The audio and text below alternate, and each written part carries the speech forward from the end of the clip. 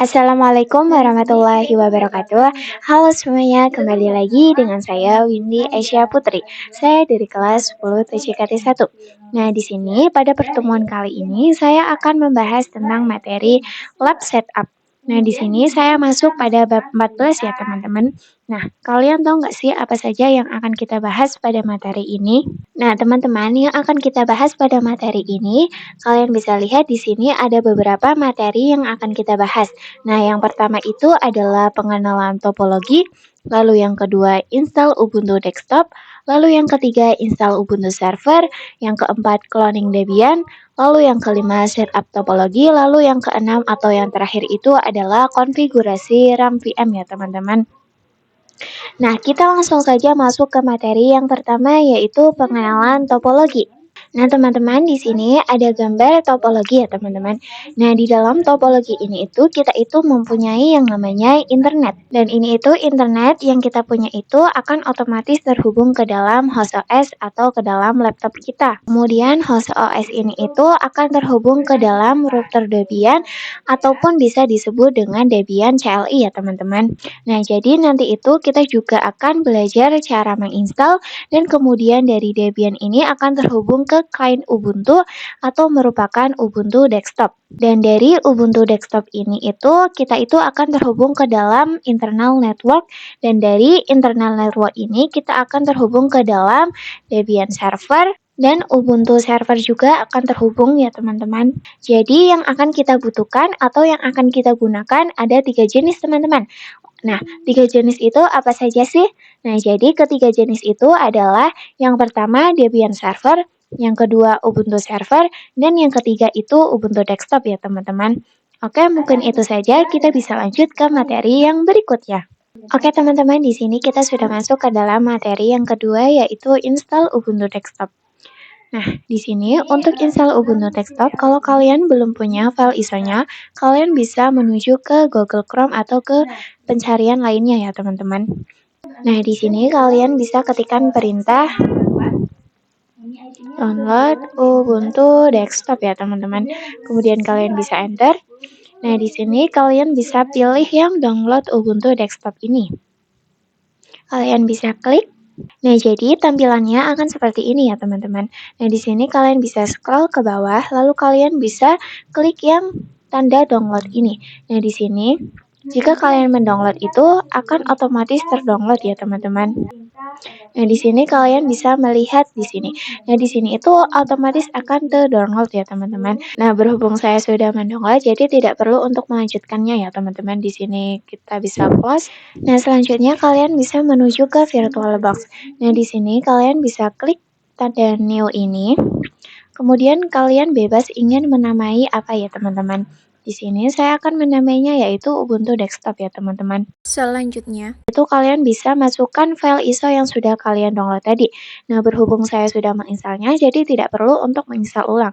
Untuk kalian yang ingin tahu, kalian bisa cek video saya sebelumnya ya teman-teman.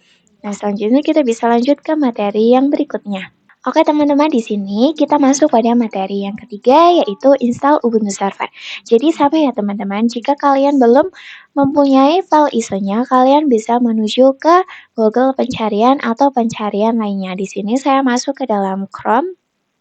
Lalu di sini kalian bisa ketikkan perintah download Ubuntu server ya teman-teman. Kemudian enter. Nah, di sini kalian bisa menuju ke yang get Ubuntu server download ya teman-teman. Di sini kalian bisa klik. Nah, jadi tampilannya akan seperti ini. Untuk kalian mendownloadnya, kalian bisa ke yang download 24.04.4 LTS ini ya teman-teman. Di sini kalian bisa tinggal klik. Kemudian di sini akan otomatis terdownload ya teman-teman. Berhubung saya sudah mendownload, jadi tidak perlu untuk mendownload ulang. Kemudian kalian bisa menuju ke VirtualBox-nya. Di sini kalian bisa menuju ke new lagi. Kemudian untuk menamainya, kalian bebas ingin menamainya apa ya teman-teman. Nah, untuk OS-nya itu versinya itu Linux.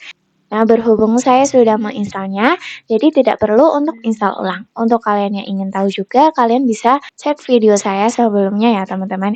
Di sini saya cancel aja karena saya sudah menginstalnya. Nah, kita bisa lanjut ke materi yang berikutnya. Oke teman-teman, di sini kita masuk ke materi yang keempat yaitu cloning Debian. Nah, di sini kalian bisa lihat bahwa topologi ini itu sudah memiliki Ubuntu desktop, terus kemudian di sini kita sudah memiliki Ubuntu server juga, dan di sini kita sudah memiliki Debian server. Nah, Debian server ini hanya satu ya teman-teman. Nah, di sini kita itu akan mengcloning. Jadi kita itu tidak perlu untuk menginstal ulang ya teman-teman. Jadi untuk caranya kita bisa ke VirtualBox. Nah teman-teman, untuk cara mengcloning Debian itu kalian bisa klik kanan. Kemudian di sini kalian bisa pilih yang clone ya teman-teman. Nah, untuk namanya kalian bebas ingin menamai apa. Di sini saya akan menamainya yaitu Debian Clone ya teman-teman.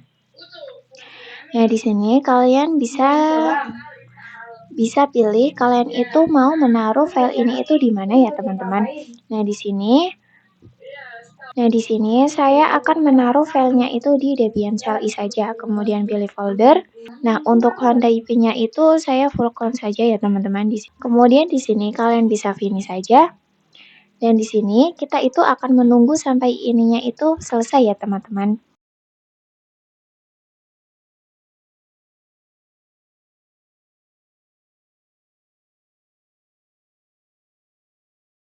Nah, teman-teman, di sini kalian bisa lihat bahwa hasil cloningan yang tadi itu kita sudah berhasil ya, teman-teman. Jadi ini tuh cloningan itu kita itu tidak perlu untuk menginstal ulang. Di sini itu cloning itu merupakan duplikasikan ya, teman-teman. Di sini untuk Debian clone-nya sudah berhasil ya, teman-teman. Nah, jadi teman-teman, di topologi ini itu kita sudah memiliki Ubuntu desktop, Ubuntu server, dan 2 Debian server ya teman-teman. Jadi Debian server ini tuh hasil cloningan dan satunya Debian server yang sudah kita install ya teman-teman. Jadi kita sudah mempunyai semua di topologi ini. Oke teman-teman, kita bisa lanjut ke materi yang berikutnya. Oke teman-teman, di sini kita sudah masuk ke dalam materi yang kelima yaitu mengenai setup topologi. Untuk itu kalian bisa langsung menuju ke VirtualBox-nya ya teman-teman. Nah, di sini kalian bisa klik Debian clone yang sudah tadi kita mengcloning atau menduplikasikan. Di sini kalian bisa klik kanan untuk setting. Kemudian di sini kalian bisa klik setting ya teman-teman. Kemudian kalian bisa menuju ke network. Nah, di sini kalian bisa lihat bahwa ada adapter 1, adapter 2, dan adapter 3. Nah, di sini adapter 1 ini itu akan yang terhubung ke host OS. Nah, untuk adapter 2 ini itu yang akan terhubung ke dalam internal network ya, teman-teman. Nah, juga untuk adapter 3 juga untuk terhubung ke dalam internal network ya, teman-teman.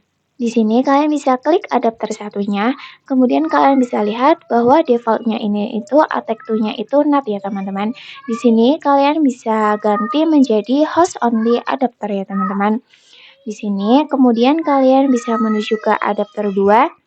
Nah, di sini kalian bisa menceklis yang enable network adapter. Kemudian di sini ATEX2-nya itu kalian bisa ganti ke dalam internal network ya teman-teman. Untuk namanya kalian bisa mengganti menjadi client network. Kemudian kalian bisa ke adapter 3, kemudian checklist lagi. Untuk ATEX2-nya sama ya teman-teman ke dalam internal network. Kemudian namanya itu diganti menjadi server network. Kemudian kalian bisa oke. Selanjutnya kita juga bisa setting Debian CLI tadi. Kita bisa klik kemudian setting. Kita bisa menuju ke network. Nah, di sini ATEX2-nya itu kita bisa ganti menjadi internal network ya teman-teman. Untuk namanya kalian bisa ganti menjadi server network. Kemudian kita bisa oke. Kemudian sama juga ya teman-teman, untuk Ubuntu CLI juga sama, kita bisa menuju ke setting, kemudian kita bisa network, kemudian untuk adapter 1 kita ganti menjadi internal network, kemudian untuk namanya diganti menjadi server network ya teman-teman. Kita bisa oke, kemudian kita selanjutnya kita bisa menuju ke Ubuntu GUIS juga untuk kita bisa setting, kemudian kita bisa network. Untuk ATEX2-nya kita bisa ganti menjadi internal network dan juga untuk namanya kita ganti menjadi client network ya teman-teman. Kita bisa oke. Nah, jadi teman-teman berarti kalian Ubuntu yang GUI ini atau Ubuntu desktop ini itu berarti sudah terhubung ke dalam router dalam menggunakan internal network ya teman-teman. Dan juga untuk Debian servernya ini juga dan Ubuntu servernya juga sudah terhubung ke dalam internal network. Nah, jadi kurang lebih sama dengan yang topologi ya teman-teman. Oke, kita bisa lanjut ke materi yang terakhir. Oke teman-teman, di sini kita sudah masuk ke dalam materi yang terakhir yaitu mengenai konfigurasi RAM pada VM. VM itu virtual machine ya teman-teman. Nah di sini kalian bisa langsung saja menuju ke VirtualBox-nya. Nah di sini teman-teman, jika ketika kita akan menjalankan keempat virtual machine ini secara bersamaan, lalu laptop kalian itu tidak support atau tidak mendukung. Nah untuk solusinya itu kalian bisa menurunkan kapasitas RAM-nya ya teman-teman. Untuk cara menurunkan kapasitas RAM-nya itu kalian bisa klik kanan, kemudian kalian bisa setting, lalu kemudian kalian bisa menuju ke sistem. Nah, di sini kalian untuk memudahkan atau untuk cara menurunkan RAM-nya itu kalian ganti menjadi lebih kecil dari ini ya teman-teman. Di sini saya akan menggantinya itu 512 ya teman-teman. Kemudian oke. Oke, selanjutnya kita juga bisa menurunkan kapasitas pada Ubuntu GUI ini ya teman-teman. Kita bisa setting, kemudian kita bisa menuju ke sistem. Dan di sini untuk memorinya itu kita bisa menggunakan yang 1 GB ya teman-teman di sini karena Ubuntu GUI ini tuh membutuhkan kapasitas yang lebih besar dari yang lainnya. Di sini kita bisa ganti menjadi 1024 ya teman-teman.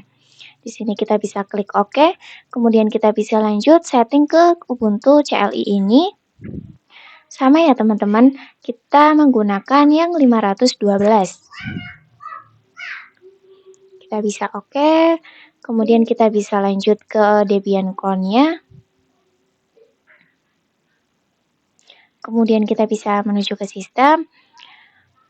Terus kita bisa mengganti menjadi 512 MB saja. Oke teman-teman, jadi seperti itu cara mengganti kapasitas RAM pada VM ya teman-teman. Oke teman-teman, mungkin itu saja yang dapat saya sampaikan. Kurang lebihnya mohon maaf. Wassalamualaikum warahmatullahi wabarakatuh.